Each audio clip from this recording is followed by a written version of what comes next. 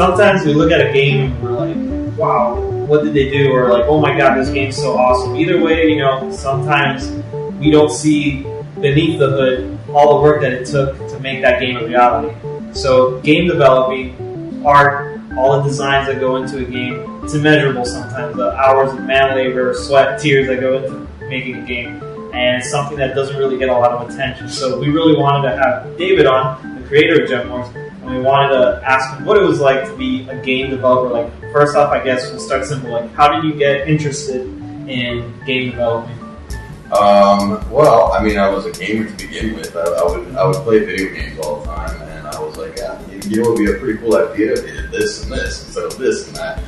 And then I was like, you know what? I'm going to do it myself. Right. And then I realized, wait, I suck at programming, and I took a programming class, and it was horrendous. I mean, I did like a Visual Basic. I think I did like a calculator or something. I don't remember. It was horrible. But anyways, I wasn't going to win awards for my calculator program, so I decided I was just going to get someone else to program my game for me. And I think that's what the important thing is. You need to realize your role. If you're going to be a designer, if you're going to be a programmer, if you're going to be an artist, if you're going to be a sound guy, you got to realize what you're going to do. So I went off and I said, I can't program. My art is shit. I'm going to, I guess, just design, and I'm going to hire someone to do the programming and the art for me. So I got a day job, and at a law firm, which was like the worst thing I could have ever done.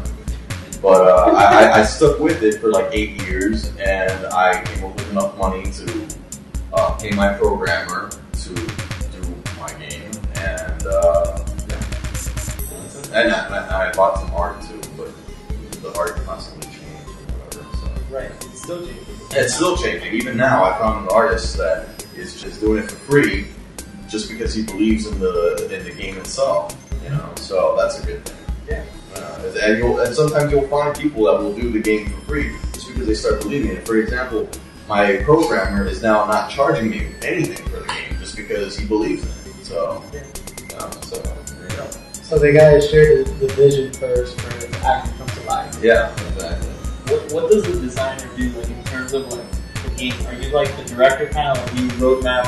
This is what should happen. These are the parameters of the game. Pretty much.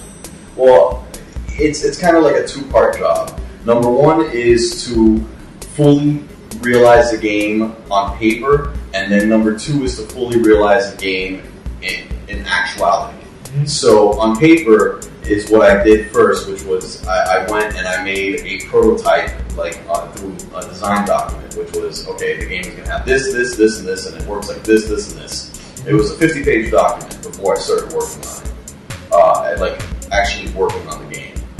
For my programmer or my artist to even look at the game, it was 50 pages that they were reading through. Okay. And so that was the first step. And then the next step was to actually make a roadmap, like you had mentioned, of how we are going to make each build. So the first build was a prototype, like it was just like one room, and you kind of have like an idea of like how the gameplay is going to work out. So the character moves like this. The gameplay, like, oh, you have to pick up these items, and so you got to pretty much sell the idea. Right. Once you sold the idea, then you move on to adding more fancier stuff. Like, oh, here are more graphics, and here are more movements or something. So you start building off the prototype if you can. We actually went through 3 prototypes before we actually settled on a final engine for the game. So. Yeah. Hey, Rome was a build of the day, Hey, Donkey Kong developed Mario. Okay, if I'm correct, yes? Correct. Okay. The actual monkey did not do any game development. No, that monkey was lazy. Not in that game. I'll tell you about the game. Correct. How would you tell somebody, like, you see a little kid at your next convention where you're showcasing your game, and he tells you, like, this is what I want to do, like, where do I start? Oh, I actually had that question at the last convention I did, which was pretty funny, and I didn't know what to tell you. No. I managed to somehow conjure up some kind of I guess false hope you'd call him, but it's more like an inspirational angel that took over my body. and this entity allowed me to bestow this kid some kind of knowledge. I don't know if the kid went out and did anything with it, but the mom came up to me and was like, hey, my son wants to learn about game development and how he can be in it. And I told him the following. Kid. I didn't call him kid. No, I didn't call him kid. I don't remember what I called him. But I called him something. I was like, son, listen. So, what you gotta do first is find out what you want to do, right? And just do it. And the most important thing is that your parents are supportive, because you might not be, amazing at math. It doesn't matter. You don't need to be amazing at math to be a video game designer. You just have to have ideas, and you have to.